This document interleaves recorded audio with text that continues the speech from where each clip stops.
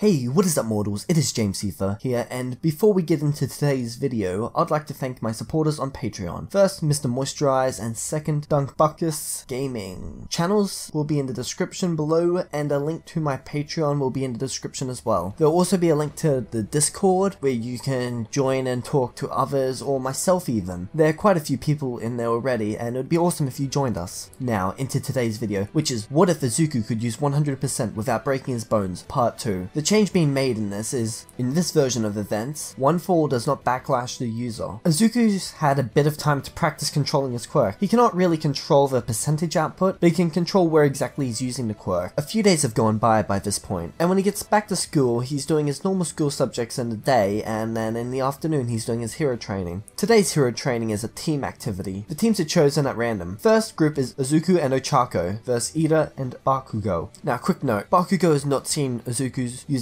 one for all, especially not one of his punches. If he had, I'm sure these events would have gone very differently, as he would have tried to have blasted him from afar. Now, back into it. Bakugo and Ida are playing the villains, while Izuku and Ochako are playing the heroes. Izuku and Ochako make a plan. Izuku knows that Bakugo will most likely go after him. Izuku also knows that using his quirk on Bakugo would likely kill him. When Izuku and Ochako enter the building, Bakugo comes right at them with his explosions. He is aiming to take Deku down as quickly as possible.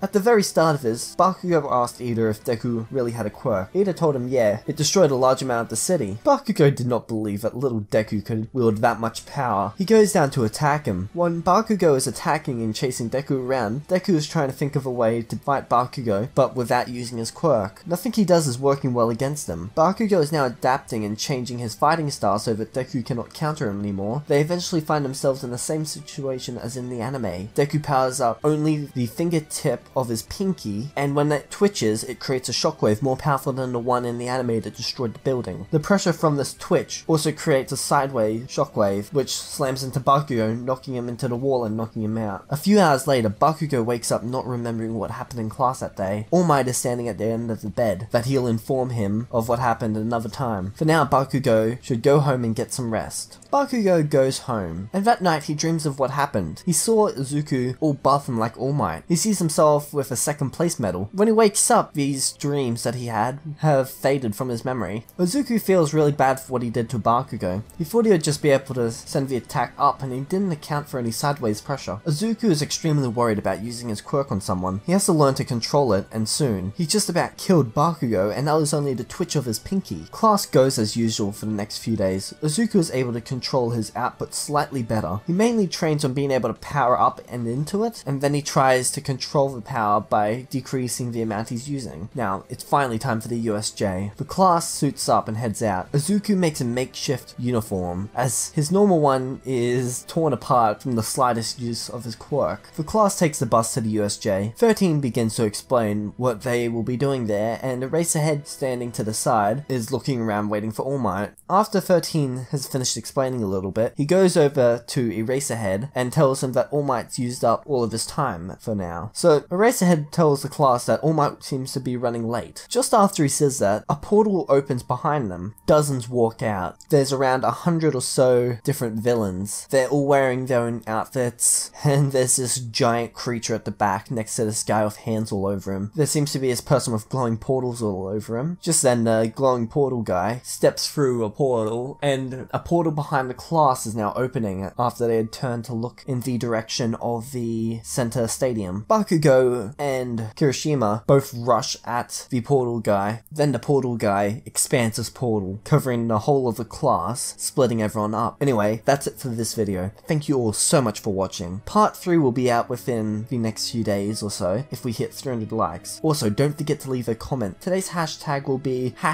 #impact. And yeah, peace out mortals. Have an amazing day.